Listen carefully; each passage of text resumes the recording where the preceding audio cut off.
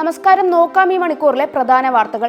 പാലോട് നവവധുവിന്റെ ആത്മഹത്യ. ഭർത്താവ് അഭിജിത്തിന്റെയും സുഹൃത്ത് അജാസിന്റെയും അറസ്റ്റുടൻ. ആത്മഹത്യക്ക് കാരണം ഇരുവരുടെയും മർദ്ദനവും മാനസിക പീഡനവും. അഭിജിത്തിനെതിരെ ഭർതൃപീഡനം, ആത്മഹത്യാ പ്രേരണാ കുറ്റം, ദേഹോപദ്രവം ഏൽപ്പിക്കൽ എന്നീ വകുപ്പുകളാണ് ചുമത്തിയത്. സുഹൃത്ത് അജാസിനെതിരെ പട്ടികജാതി പീഡനം, മർദ്ദനം, ആത്മഹത്യാ പ്രേരണ എന്നീ വകുപ്പുകളാണ് ചുമത്തിയത്. ഇന്ദുജയെ അവസാനമായി വിളിച്ചത് അജാസ് ആയിരുന്നു. തൊട്ടു പിന്നാലെയായിരുന്നു ഇന്ദുജയുടെ ആത്മഹത്യ.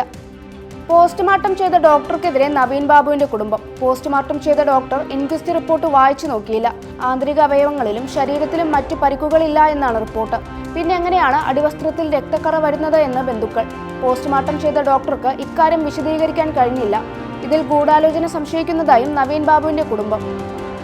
കോഴിക്കോട് തൊഴിലാളികളെ ഓടയിലിറക്കിയ സംഭവത്തിൽ ഇടപെട്ട് മനുഷ്യാവകാശ കമ്മീഷൻ. ചീഫ് സെക്രട്ടറി ഹാജരാകണമെന്ന് ദേശീയ മനുഷ്യാവകാശ കമ്മീഷൻ. സംഭവത്തിൽ അന്തിമ റിപ്പോർട്ട് നൽകാത്തതിലാണ് നടപടി.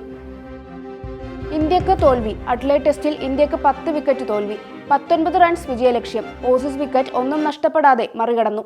തോൽവിയോടെ 5 മത്സരങ്ങളുള്ള പരമ്പരയിൽ ഇരു ടീമുകളും ഒപ്പത്തിനൊപ്പം.